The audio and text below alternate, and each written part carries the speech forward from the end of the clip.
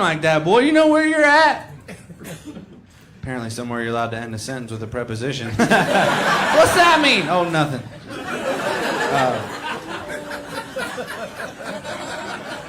I was like, ma'am, I'm not trying to fight you. I'm just trying to make a point that the redneck, if you will, is the demographic to which NASCAR tries to market their product. Right. That's who they want to sell stuff to. Oh, is it really? Well, what makes you say that? All right. Who's your favorite driver? Dale Jr. Say something. What? What? So I looked in her good eye and I was like, listen, that's a great example. I was like, ma'am, I saw a commercial for Dale Earnhardt Jr. collectible buckets of Kentucky Fried Chicken. There, I win. I don't know if they made their way to you, wherever you're from. I assure you that they exist. I will never forget that awful commercial. Get your Dale Jr. collectible buckets, son. They're going fast. That Kentucky Fried Chicken. If I ever walk into your home and across your mantle, okay, are 7 different buckets of Kentucky Fried Chicken that you call a collection. Check that out, son. We got them all. All 7. 1, 2, 3, 7. All right, they're here. I know that. And one day we're going to put them on the eBay, and we're getting out of this place. And take it easy, sir. All right? Would you settle down? I did not mean to get you all riled up in front of whoever's kids these are. Listen, I should probably go because I'm upset. I'm sad. I don't know if I'm more sad to learn that those things actually exist or that there were people that couldn't wait to buy them the day they came out. One or both of those things is disturbing. Because for the last 8 years, NASCAR's been the #1 spectator sport in our country, and they've used all that power and influence to offer us collectible buckets of fried chicken while I'm up here trying to figure out where all the fat kids are coming from. Well, hello. I mean, you know there's parents at home going, see that Bobby, how he sits there and turns the wheel? That's right, boy. That is an athlete.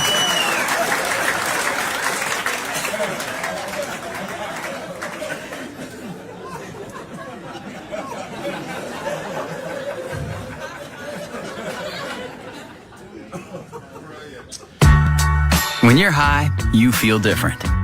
You think different, you talk different, you draw different, you listen to music different, but you probably knew that. Problem is, you also drive different, and not in a good way. That's why driving high is illegal everywhere. So if you're high, just don't drive. Make a plan to get a sober ride. Because if you feel different, you drive different. Brought to you by NHTSA and the Ad Council. Substance use disorder and addiction is so isolating. And so, as a Black woman in recovery, hope must be loud. It grows louder when you ask for help and you're vulnerable. It is the thread that lets you know that no matter what happens, you will be okay. When we learn the power of hope, recovery is possible. Find out how at startwithhope.com. Brought to you by the National Council for Mental Wellbeing, Shatterproof, and the Ad Council. We have also met on the AM radio dial, especially in the middle of it. On the large radios, all of the zeros are there. 700, 800. On small radios, it says 6.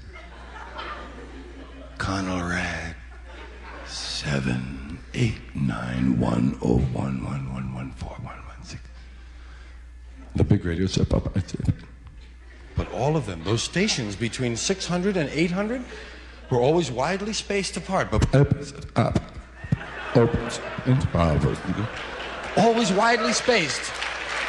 And they had announcers, well-modulated speaking voices. They always had serious subject matter. In fact, they never had music. There's no music between 600 and 900 on the radio. It's all talking, man. The only music you hear is an occasional national advertising jingle. But you get down past them, you get towards 600. You get down to the hopelessness. of 54. And you wonder why it ends there. What kind of good stuff are we missing on 420? Nowhere to go but up. And up. It's watch.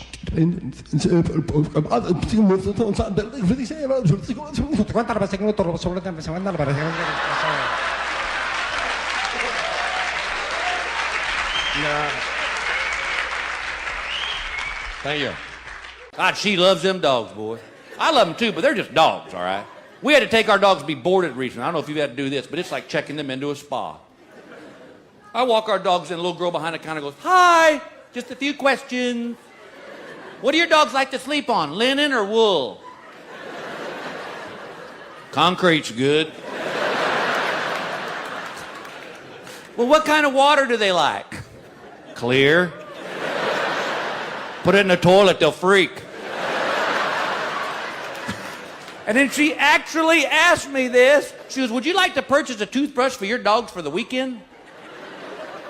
Tell you what, you teach them to hold it, I'll buy the toothbrush. See, we got 4 dogs. We got 2 wiener dogs. Those are her dogs. Yeah, they're cute till they have to go to the vet. Then it's like $1 billion. I took her 2 wiener dogs to our vet. Our idiot vet goes, "That dog's going to have back problems." I'm like, "Well, no kidding. He's got an 8-foot back and 2-inch legs. Hell, I could have figured that out." Here's another one, Doc Obvious. That's a boy dog, and he's about 1/4 inch from dragging his transmission on the sidewalk.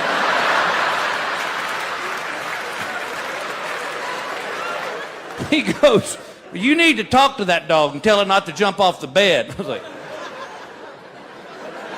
all right. As soon as we get home, me and that dog have a little sit down. Then we got my dog, Duke. He's a basset hound. He's the perfect dog. He eats his own turds. Perfect dog right there. Goes outside to poop, cleans it up. You can't teach that. That's just a gift. Best part about it, my wife doesn't know he does it. She loves to let that dog lick her in the face.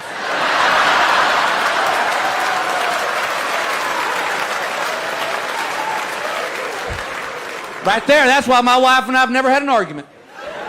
She starts getting on my back and all I say is, "Duke, Mama wants some loving."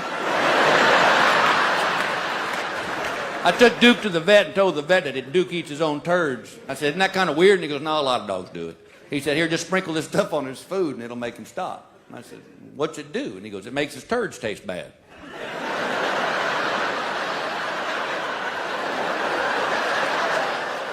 I'm sorry, Doc, I'm a little slow here. Did you just say the phrase, "it'll make his turds taste bad"? Hey, if you've sunk to eating turds, you've never uttered the phrase, "Oh my God, this is nasty." And we got a German Shepherd we found on the side of the road. She's psycho. Now I know why she's on the side of the road. Nothing's free. But I love that dog. That dog saved my hiney one night. One night my wife and I were sound asleep in bed. Her dog was trying to jump up on the bed after I just talked to it. So I just grabbed a little wiener dog, slung him out in the backyard. Well, about 5:30 that morning, I heard this squealing and screaming come out of the backyard. Good God, I hopped out of bed in my underwear, put on my headlight house shoes, ran out in the backyard, and a coyote had jumped the fence. Yes, and had my wife's wiener dog pinned down on the ground. I'm like, oh, hell. I appreciate what you're doing. Could have done a little quieter, couldn't you? About that time, I felt this whoosh by my leg. That German Shepherd ran out in that backyard, hit that coyote broadside. That coyote did 3 flips and jumped the fence. I looked at that German Shepherd and said, "Come on, you're sleeping in the bed." Funny thing was, for about 2 weeks after that, my wife and I'd be sitting at the breakfast table having coffee. We'd look out in the street, and there'd be 2 or 3 coyotes sitting in our street, looking in our backyard. And you know the conversation went like this. "What? No, hell no. Don't go in there. That little dog's a setup." I ain't lying. Ask Joe what happened to him. Hell, he won't eat nothing but soy bacon. God bless. glad she watched and I appreciate it. I think I've become more American than I'm Australian lately. There was a moment where I tipped over where I went, oh, I think like an American person now. And I'm happy to do it. I'll tell you what happened. I was flying around, I was doing a tour of Australia, and I was flying domestically around Australia, and I'm so used to airports and stuff here in America that, okay, what happens is, I was flying Sydney to Melbourne. When you fly domestically in Australia, you go up to the machine, you put your name in, print your ticket out, print your bag thing, you put the bag thing on your bag yourself, and then there's a conveyor belt underneath, you throw your bag on, bag fucks off. Don't speak to anyone. Then I go up to the gate bit and the lady's going, tickets please, and I'm holding my ID out like a fucking simpleton.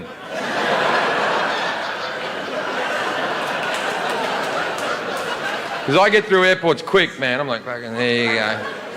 And she went, put your ID away, I don't need to see that. And I went, I think you do. And she went, why would I need to see your ID? And I said, I might be a terrorist.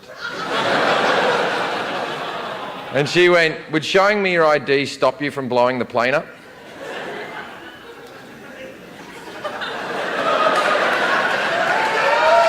No, I'd probably still blow the plane up, you know. So then I get up to the TSA conveyor belt thing, and I'm so good at the airports, I'm already taking my shoes off as I'm walking, right?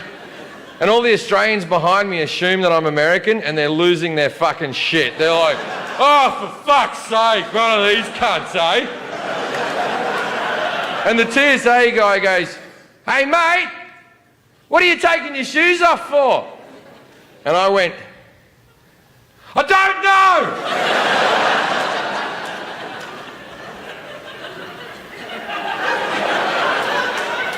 know! Maybe they're bombs? And he went, but they're not, are they? I put my shoes back on, I get my laptop out, everyone's going mental. And the TSA guy says, very politely but extraordinarily sarcastically, goes, geez mate, that's a nice computer.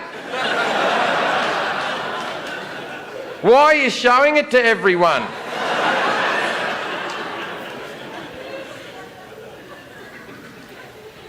It might also be a bomb.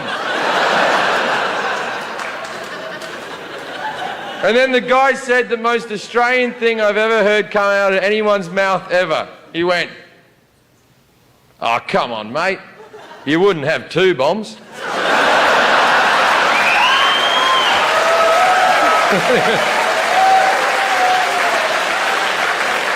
I'm not even quite sure what that means, but it does make some type of sense.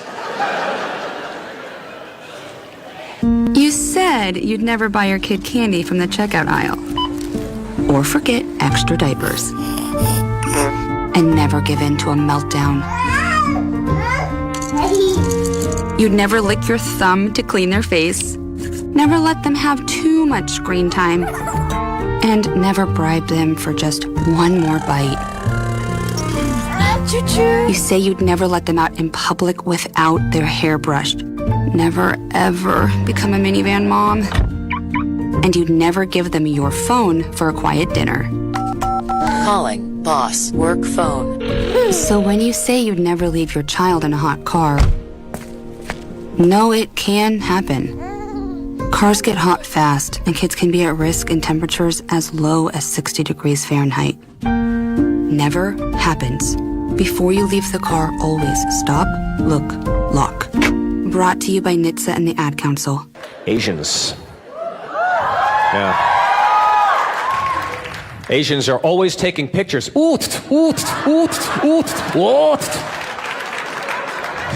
Asians are always taking pictures. Well, yeah. Let me ask you guys something. What do you do when you're on vacation? Well, you take pictures. Asians don't take a lot of pictures. Asians take a lot of vacations.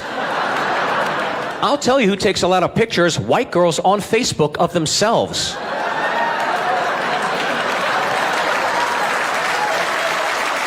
Purse your lips. Purse your lips. So stupid.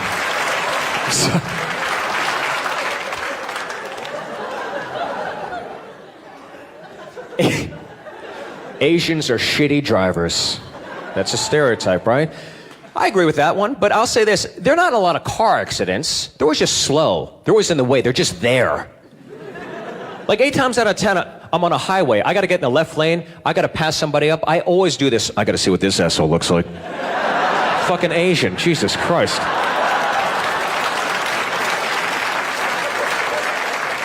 But why? Well, here's why. I'll take you guys, and I'll drop you off in Beijing, Tokyo, Seoul, and I'll put you in a car, and you'll drive around there doing the same thing they do here. You'll be driving around like this.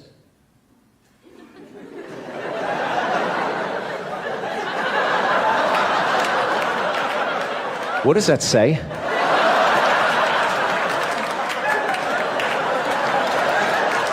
Let them honk, we're lost. I can't read any of this shit. It's just pound sign, pound sign, pound sign, pound sign, pound sign, pound sign, pound sign, pound sign, pound sign.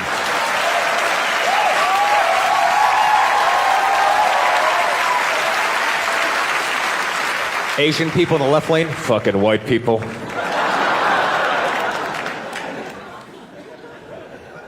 Now what are you, Chinese? Chinese? Got it. Are you good at looking at other kinds of Asians and figuring out? You are? What's like your percentile? 75%? That's horrible for an Asian. That's horrible for an Asian. You should be ashamed. Go kill yourself in the bathroom. 75% coming in here with that shit. Get the fuck out. I'm joking. I'm not that good at it either. I'm not good at all. That's why I want to create an app for everybody. We're going to hold your phone up to an Asian person's face. It will tell me what kind of Asian they are. It's called the Jap app. But until I create this is the rule of thumb. If you ever wonder, you look, always say Chinese. There's 1.3 billion of them. Chances are it's going to be fucking Chinese. I like digital cameras because they enable you to reminisce immediately.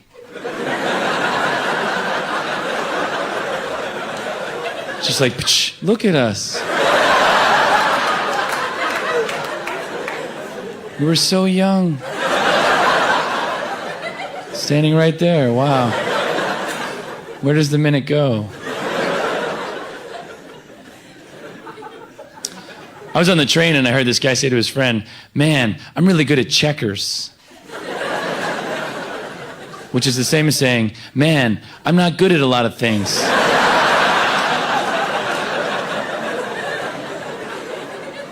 I suck at everything except checkers.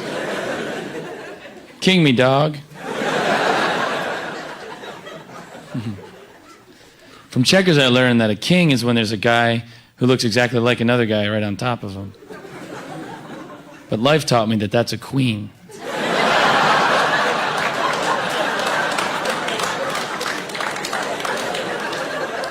I think the worst time to have a heart attack is during a game of charades.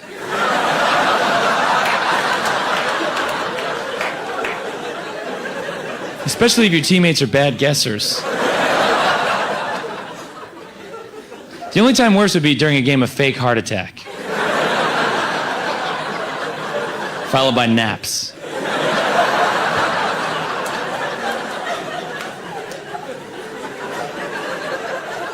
I went into a shoe store and I said, "Hey, can I get those in a 10? The guy said, "Sure," and he went in the back. Then a couple minutes later he came out and he goes, "I don't have a 10, I have a 9. Great. Because while you were in the back, my toes were severed off.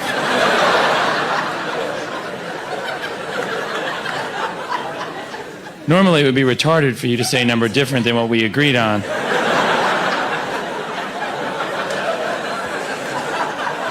But given my very recent accident, you're right on. Congratulations, you're rehired. I think vests are all about protection. Like the life vest protects you from drowning. And the bulletproof vest protects you from getting shot. And the sweater vest protects you from pretty girls.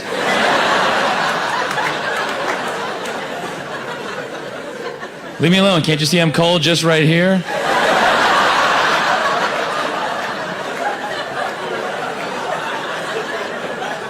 There's a narrow cold front sweeping through Chicago. Dress appropriately. Got these giant fat arms and a skinny torso. What should I wear?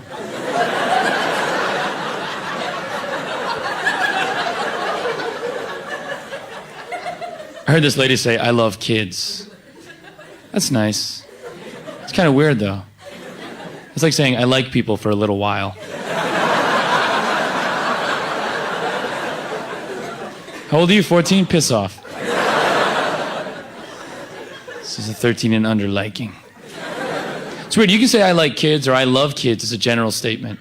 It's when you get specific that you get into trouble. I love 12-year-olds. No, dude, you gotta be general, man. Don't.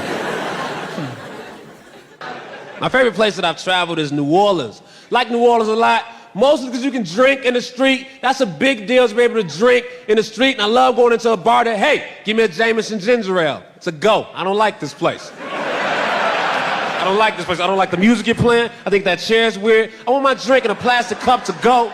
I'm hitting the streets with that drink. I'll go into another bar with that drink in my hand, and I'll be ahead of the game already. I went into this restaurant in New Orleans. It's called Coops. Went into the bathroom of Coops.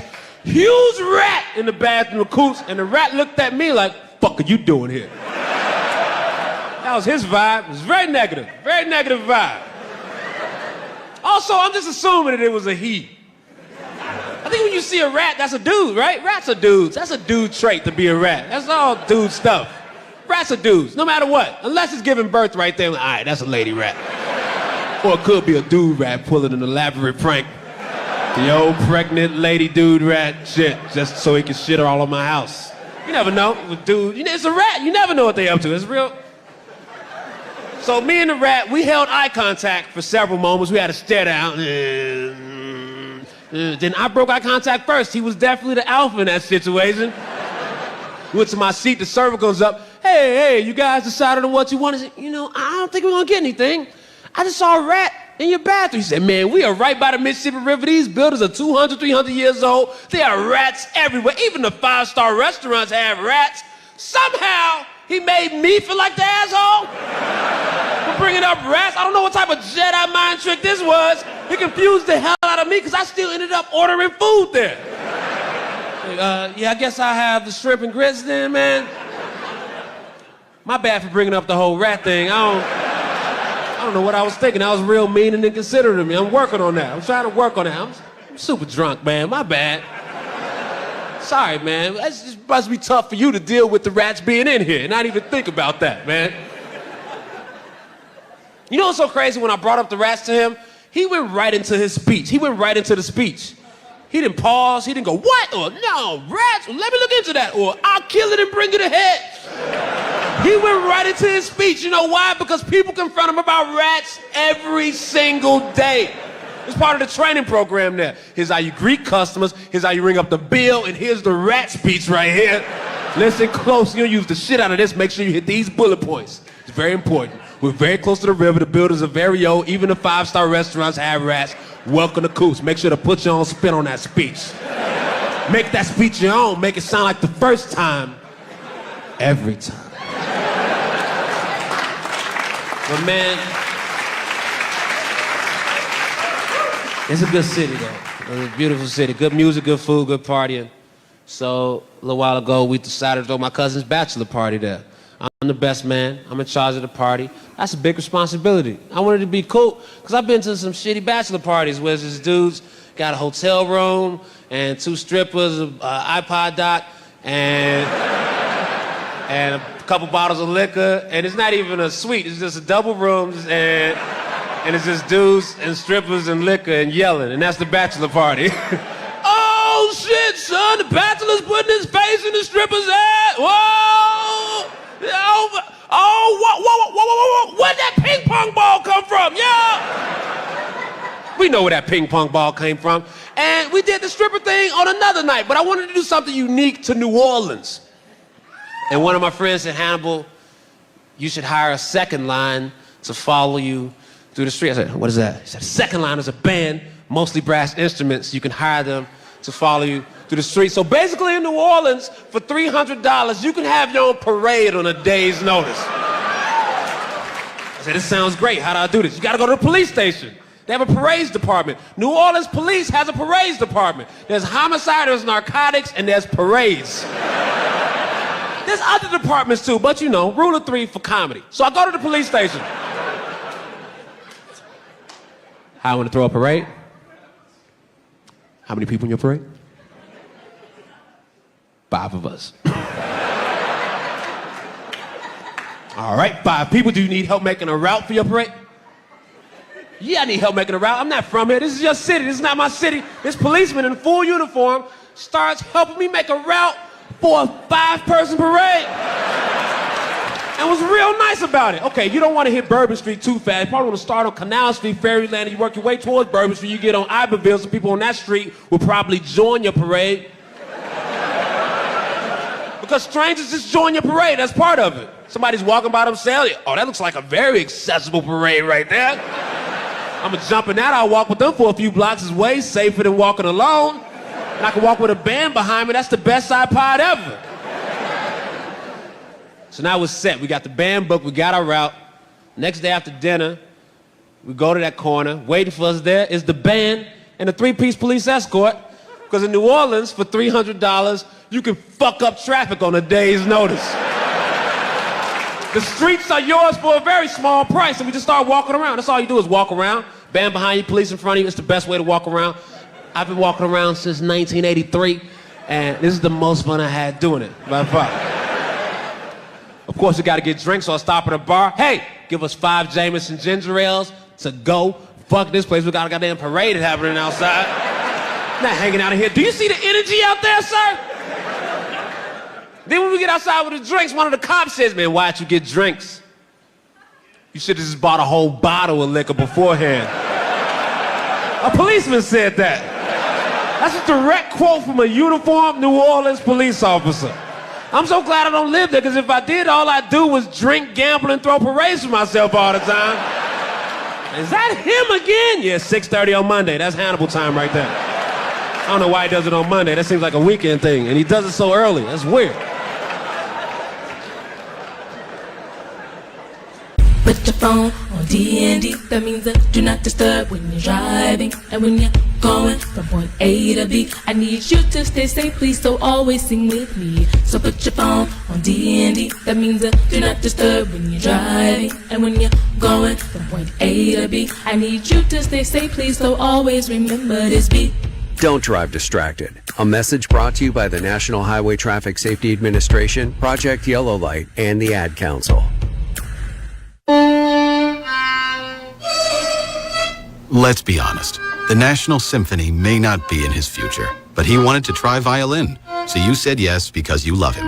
And if you love him that much, love him enough to make sure he's buckled up and in the back seat. Find out more about keeping your kids safe in your vehicle at nhtsa.gov/the-right-seat. Show him you love him. Keep him safe. Visit nhtsa.gov/the-right-seat. Brought to you by the National Highway Traffic Safety Administration and the Ad Council. So it records the History Channel. And I started watching all this stuff about the Civil War.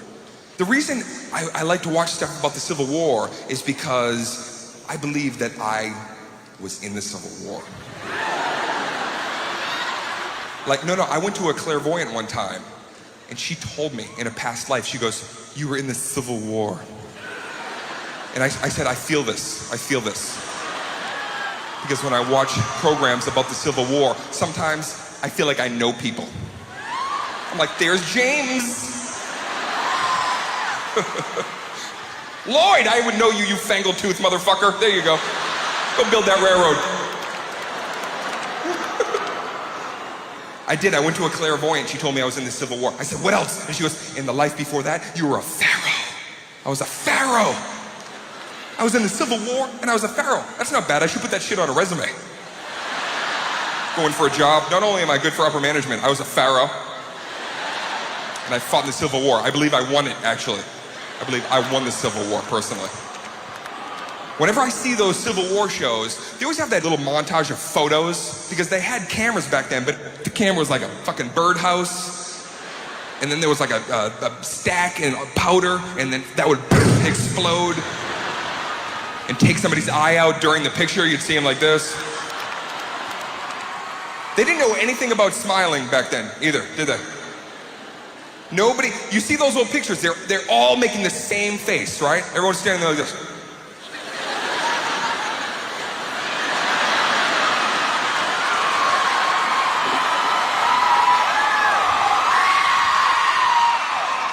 Were they getting ready for the picture? Like, okay, ready? All right, we're gonna take a picture. Everybody looks stoic and creepy.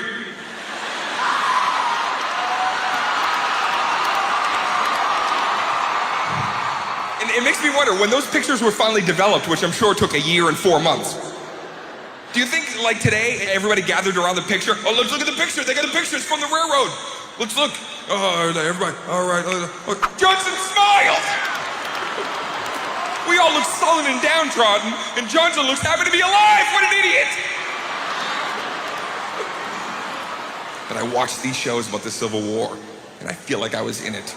I would fight anywhere on the battlefield, but there's one place that's gotta suck.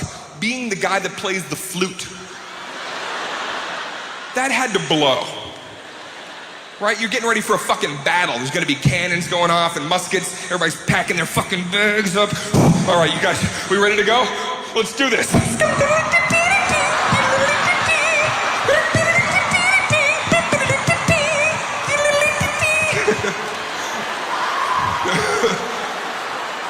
That flute guy was up front like, holy shit!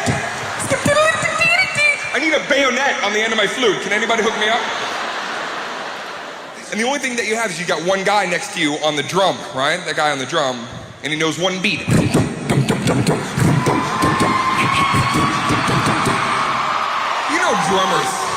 know drummers, they're fucking spazzes. You know that drummer at one point, even though the shit was blowing up around him and stuff, just turned to the guy on the flute and was like, we sound good, man. We should go on the road. And I don't mean during battle, I'm talking gigs. Just you and that one drummer, and you fucking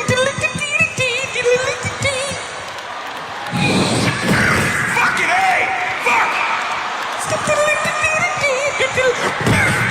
I'm shot! I'm fucking... God damn it!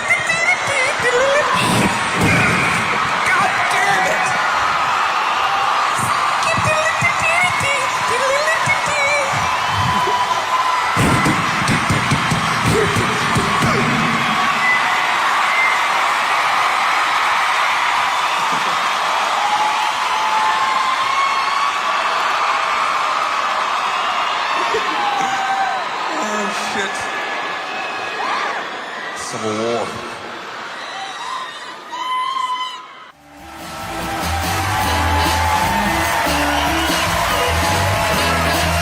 What is happening? How you guys doing? Thanks for coming out. Really appreciate it. Hey. My name's Al. I'll tell you guys about myself. I live in Los Angeles, and near my house in Los Angeles is a waterfall that I love to take the wife and the kids, and we got some dogs, we take them up there. But it's also near a sketchy neighborhood. So there's a lot of gang members that hang out at the waterfall. It's like somebody took an Ansel Adams photo and then put a Cypress Hill video inside it. And at first, I gotta tell you, it's scary because you don't expect to see gang members at the waterfall. And we actually witnessed this. This is a conversation that we overheard right when we got up there for the first time. We saw a gang member run up to another gang member with something in his hand. I'm like, oh my God, my family is gonna watch somebody get stabbed creekside. The guy runs up and goes, hey, check it out. He's a tree frog, Holmes.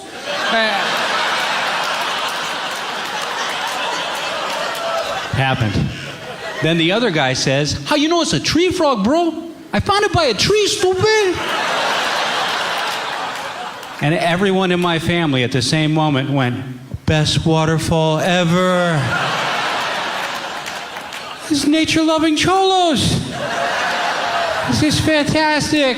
And it is fantastic. I find myself watching the gang members appreciate nature more than I'm appreciating the nature. I like to imagine that they're all up there on an organized retreat to get away from gang life. Like a field trip that they signed up for to come together as a unit. They're up there doing trust exercises. Like, I'm gonna fall back. You gotta catch me, bro. I always got you. I also like to imagine that they're up there to take care of the forest. This Brown Beret Conservation Corps. A Smokey the Cholo, if you will. They graffitied the waterfall, which sucks. And it's not nice graffiti either, because there's good graffiti and then there's bad graffiti. Like, it's not some tasteful mural that's been done to remember one of their fallen homeboys that died of Lyme disease. Airbrushed. R.I.P. Carlos, there's no dicks in heaven. Right? She says, Chucho. And you're giving me a funny look. They didn't graffiti the actual waterfall. It's like the dumbest gang members ever. It's not working! No. So it just sort of proves that any time you take a gang member out of their element and you put them anywhere, it's automatically going to be funny. Cholos in space. Hilarious. Hey, Houston, you got a problem, bro? See weird things driving. I've never understood log trucks. Sometimes you'll be out on a highway, you'll see two big giant trucks, each loaded up with logs, and they pass each other on the highway. I don't understand that. I mean, if they need logs over there,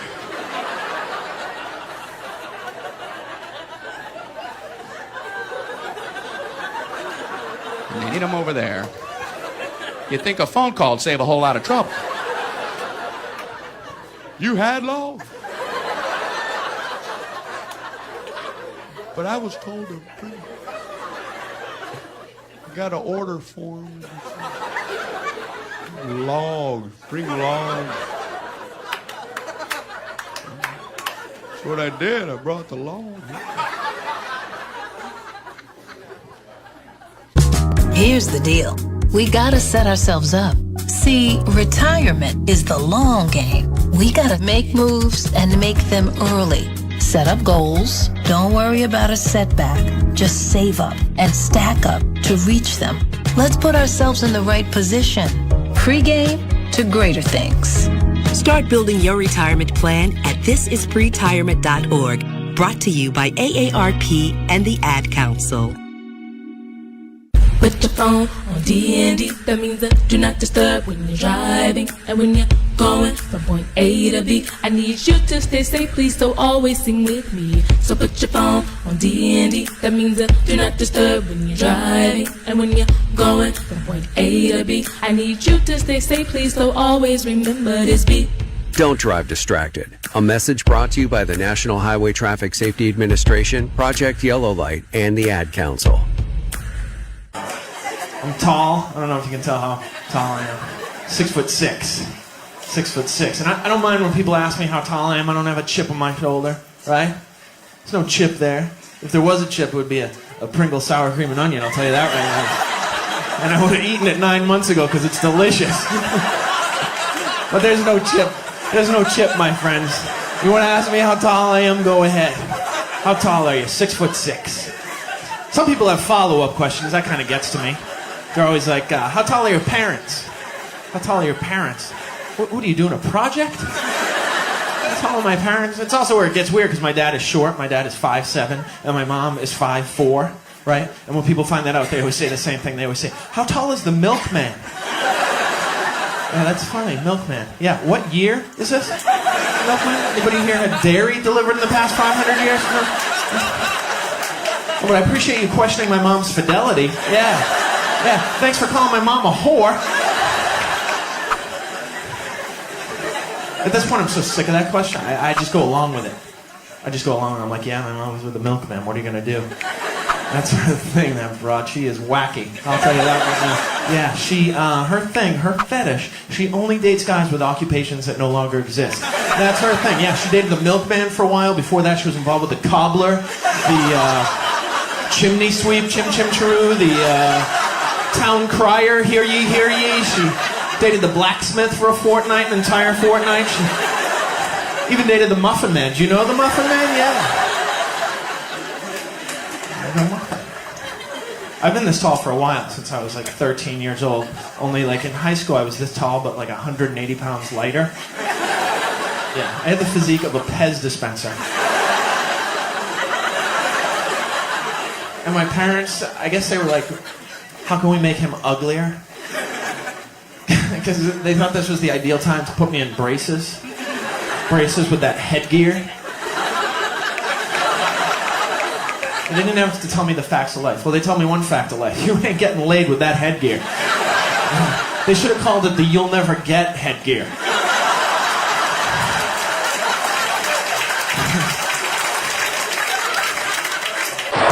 Please welcome the Emmy Award-winning host of Cash Cab, Ben Bailey.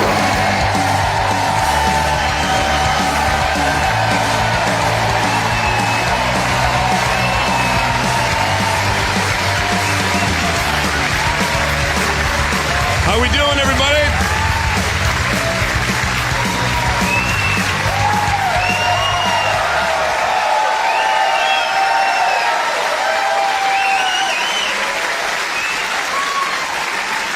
Thank you. So the rule is, everybody, the rule is if you screw up just one too many job interviews, you become a stand-up comedian. That's how it happened to me anyway. I could never make it through a job interview. You know, it's such a high-pressure situation. You really need that job. You get all dressed up. You get in there a couple of minutes early. You're trying really hard not to make any stupid mistakes. First opportunity to make a stupid mistake, you make a stupid mistake.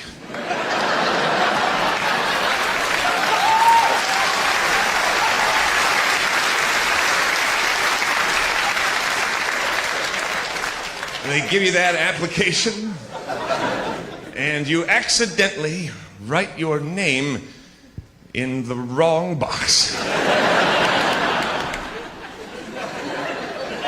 You already didn't get the job. All right, because what are you going to do? Scribble it out? Hand in your application with a huge scribble mark in the very first blank at the top of the page. Here you go. Say, did I get the job? No. No, you didn't. Can't ask for another application either, can you? Could I have another application, please? Why? Because I put my name in the wrong box. They're going to be like, you don't need another application, sir. Because we're not hiring any idiots today. You put your name in the wrong box of a job application, you have no other option but to leave your name in the wrong box. Then you're in the interview, the guy's like, so your name is Ben Bailey? Yes, yes it is. And you currently reside at 365 Ben Bailey Boulevard?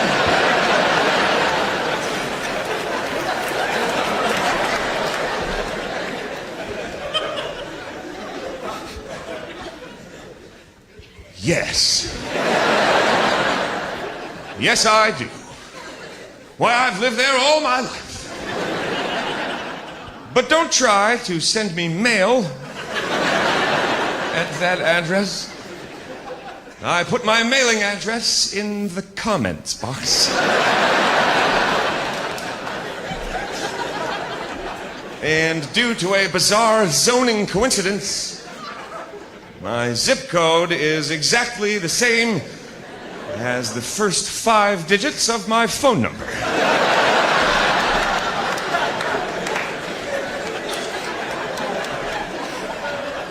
But don't try to call me at that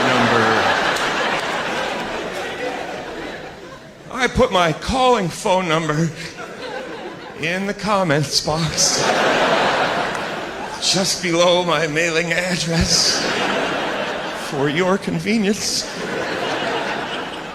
And yes, before you ask, my mother's maiden name is Caucasian.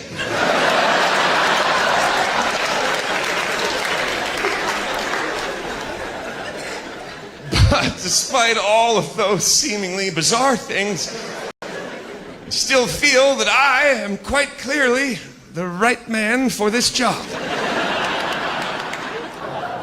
Here's all I'm saying. I can't tell you where to go. I can tell you where not to go.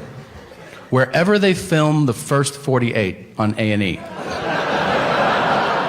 Now, if you're not familiar with the show, here's what it is. Camera crews follow real homicide detectives for the first 48 hours after a murder.